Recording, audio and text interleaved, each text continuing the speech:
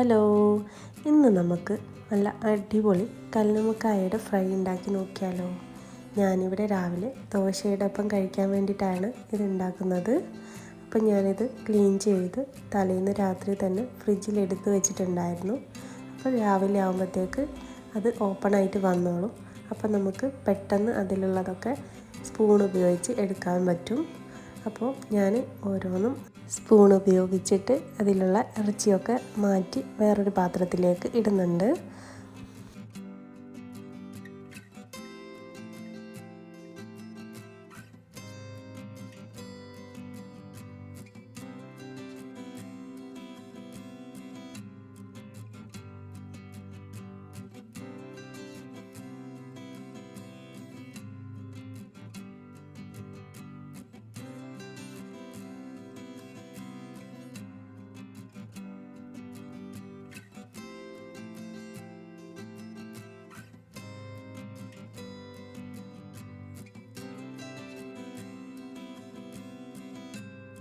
കല്ലുമ്മക്കായയുടെ തോടിൽ നിന്ന് മാറ്റി ഇറച്ചിയെല്ലാം നന്നായിട്ട് വാഷ് ചെയ്ത് അതിലെ അഴുക്കെല്ലാം കളഞ്ഞതിന് ശേഷം നമ്മൾ അതിലേക്ക് മഞ്ഞൾപ്പൊടിയും മുളക് പൊടിയും ഉപ്പും ചേർത്ത് നന്നായിട്ട് മാരിനേറ്റ് ചെയ്ത് വെക്കാം.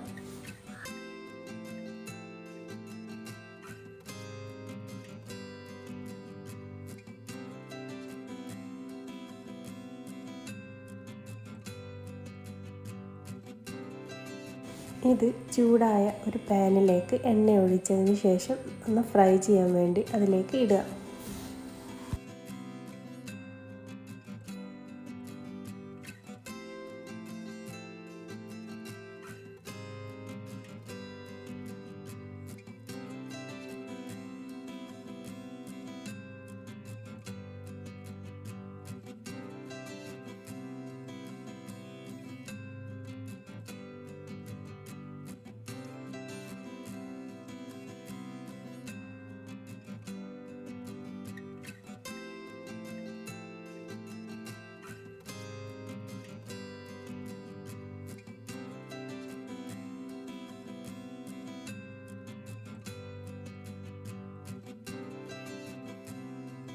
കല്ലുമ്മക്കായ ഫ്രൈ ആവുന്ന ടൈമിൽ ഇതിലേക്ക് ആവശ്യമായിട്ടുള്ള സവാളയും തക്കാളിയും പച്ചമുളക് ഇഞ്ചി വെളുത്തുള്ളി പേസ്റ്റൊക്കെ ഞാൻ ഇവിടെ റെഡിയാക്കിയിട്ടുണ്ടായിരുന്നു.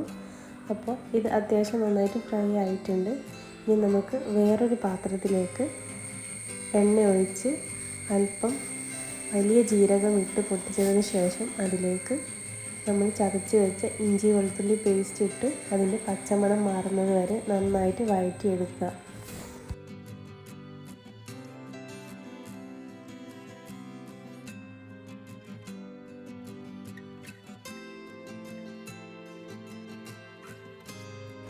ഇഞ്ചിയുടെയും വെളുത്തുള്ളിയുടെയും പച്ചമണം മാറി അതിൻ്റെ കളർ ചേഞ്ച് ആയ ടൈമിൽ നമ്മൾ നേരത്തെ മുറിച്ച് വെച്ചിട്ടുള്ള സവാള കൂടെ ചേർത്ത് നന്നായിട്ട് വഴറ്റിയെടുക്കാം.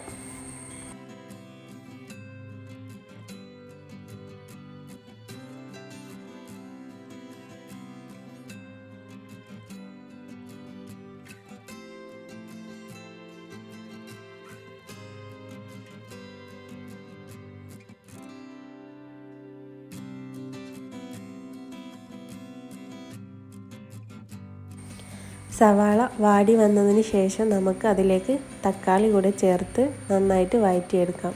ഇതിൽ പച്ചമുളക് കൂടെ ഞാൻ ചേർത്തിട്ടുണ്ടായിരുന്നു. നമ്മുടെ എരിവിന് അനുസരിച്ചിട്ടാണ് ഇതൊക്കെ ചേർക്കേണ്ടത്.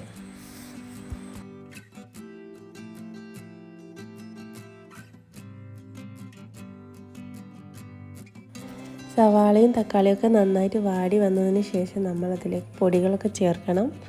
ഇവിടെ ഞാൻ എടുത്തിട്ടുള്ളത് 1 ടേബിൾ സ്പൂൺ ചിക്കൻ മസാലയും 1 ടേബിൾ സ്പൂൺ കുരുമുളക് പൊടിയും 2 ടേബിൾ സ്പൂൺ മല്ലിപ്പൊടിയും 1 ടേബിൾ സ്പൂൺ മുളക് പൊടിയുമാണ് എടുത്തത്.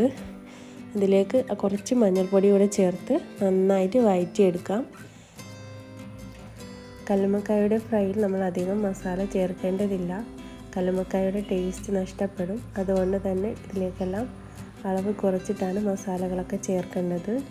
ഇതൊക്കെ നന്നായിട്ട് വഴറ്റി സവാളയും തക്കാളിയും ഒക്കെ ഇതിൽ നന്നായിട്ട് മിക്സ് ആവുന്ന രീതിയിൽ നന്നായിട്ട് മിക്സ് ചെയ്തെടുക്കാം.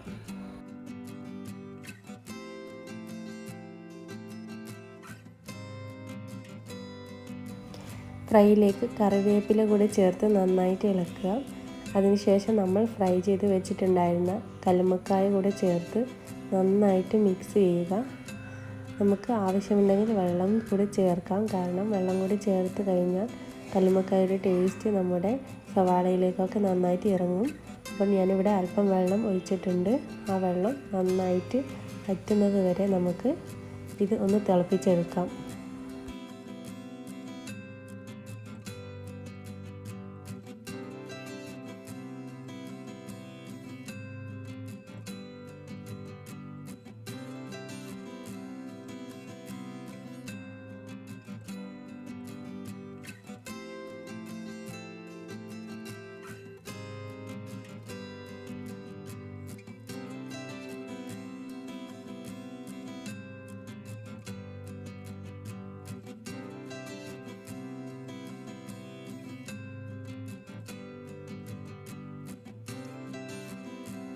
വെള്ളമൊക്കെ വറ്റി നന്നായിട്ട് ഫ്രൈയുടെ രൂപത്തിലേക്കായി കഴിയുമ്പോൾ നമുക്കിവിടെ സ്റ്റൗ ഓഫ് ചെയ്യാം. ഇത് ചോറിൻ്റെ കൂടെയും ചപ്പാത്തിയുടെ കൂടെയൊക്കെ നമുക്കിത് കഴിക്കാം. നല്ല ഒരു അടിപൊളി കറിയാണ്. അപ്പോൾ എല്ലാവരും ഒന്ന് ട്രൈ ചെയ്ത് നോക്കണം.